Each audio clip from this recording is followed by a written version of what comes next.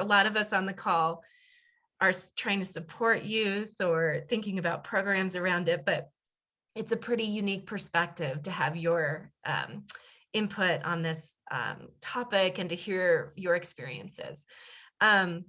If anyone has questions, go ahead and put them in the chat right now. This is a pretty unique opportunity to hear from some folks who have become experts on social connectedness through this work. But I'll start with one question for Kyra, Martha, and Zoe. One of the things that we learned actually from Kimberly, as we started discussing how to do this project, was really how to approach this work with what we hope is a more authentic way of learning. And Kimberly did talk a little bit about that. But there's a lot of questions around how do we authentically engage youth in topics that affect them. And sometimes as adults, we get that right, and sometimes we get it wrong. You all as adults have a lot of knowledge and experience that you can teach us. So my question for you really is, like, what can people on this call who are hoping to do more work like this and more work on engaging young people in that work do to attract you into those kinds of programs and studies, but also really do it in an authentic way that values your experiences and your knowledge and expertise. So I'll kind of open it up for whoever wants to go. Oh yeah, I'd like to go. So what helped making it a really authentic experience in my eyes, especially during the interviews, I would say that really trying to relate to the interviewees, so that way it doesn't just feel like, oh, I'm just interrogating them. But a method that I used was after they shared something personal, I also shared something personal about myself too, or I said like, oh yeah, I can relate in that way as well. Like one of them was a young lady who was a little younger than me, and she expressed being a part of a military family and how she was introverted and having to adjust and not really being close to that many people. So I was like, yeah, I'm from a military family too. And, I kind of struggled in that regard. And it just helps the overall flow of the conversation.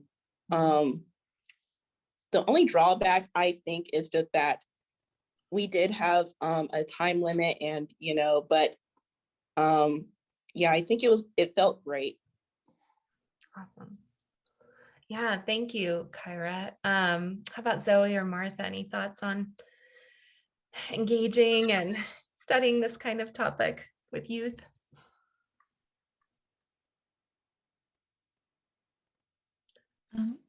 I think it definitely helps to start when you're talking to young people, not to go directly into like the nitty gritty of what can we do to help you? What can we do to help you? And like ask them about themselves a little bit and kind of give them that freedom, that space to listen to the thoughts that they come up with first. We kind of saw that in our interviews. We would ask them to tell us a bit about themselves, and we'd get some really interesting responses because people would not only tell you, maybe what they're studying in school, but they tell us about what they like to do, with their free time, their hobbies. Do they like to play sports? Do they like to play certain video games? Do they like to knit? Do they like to sew? Those sort of things. And from there, you can really sort of understand what's important to them and kind of connect to them on that level as well. Awesome. Great.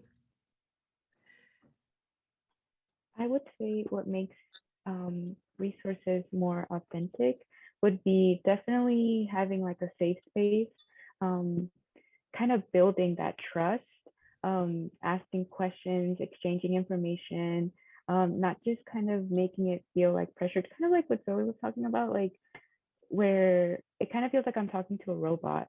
I don't want that kind of interaction because that doesn't feel genuine. And I would also say like vulnerability, like being vulnerable about yourself and like your experiences also helps those people loosen up and share more with you on what they need. Nice. And we've learned a lot about this. When we first started this fellowship, we had to kind of get to know each other. So we did some exercises together and kind of had to have some experiences of where we were learning about social connectedness or experiencing it ourselves. So I think that's kind of played out in the way that we've been able to create a neat working environment for us. There is a question here, and I'm going to reframe it just a little bit. And this is, so putting on your researcher hats. We had certain kinds of people available to us to talk to or survey. And I think sometimes we thought, well, do we have all of the right kinds of samples of, people? Are we representing everyone that has thoughts and opinions on this? So can you think of ways that we could expand who we might get more information from, do surveys with, that kind of thing? And, is there anything you felt was missing in the groups that we were able to talk to in terms of representation of youth voice? Yes, I actually agree with what Laura said in some respects, especially as the research was going on. I'm coming from the perspective where I'm thinking that, okay, I want to help other young people. And even my goal involves helping, youth that are in foster care or, you know,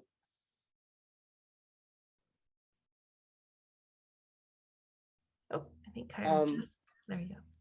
also had a strong support network behind them, whether it was really small or, kind of large, but and that's very great. So how we would make light of that? Well, I think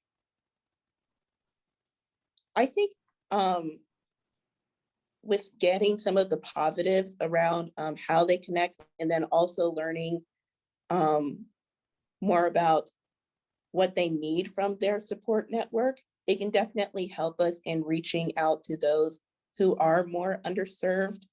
And that'll definitely come up in future research. Yeah, excellent. Thank you, Kyra. Zoe and Martha, do you have any advice for, reaching more young people, different types, and expanding, the representation and sample of who we could contact and research? I would suggest maybe trying to reach the students in schools that are in the free reduced lunch program, just because those students tend to have more needs and need more help. That's just an idea that I thought of right now. Nice. Yeah. Okay. And I think something else that could help too, because I know a lot of our participants tended to be from the same few states, mainly Florida, Georgia, and I want to say Colorado. They were just those few states, so I think it could be helpful to do perhaps more localized versions of the same survey to certain regions or certain states, so we can kind of see how that looks in other areas of the country. Yeah. Great. So you all can tell that we don't come up with all the ideas on how to do research. It's really these very, very smart fellows who we've been working with who have come up with the research designs, helping us collect that data and then interpret it.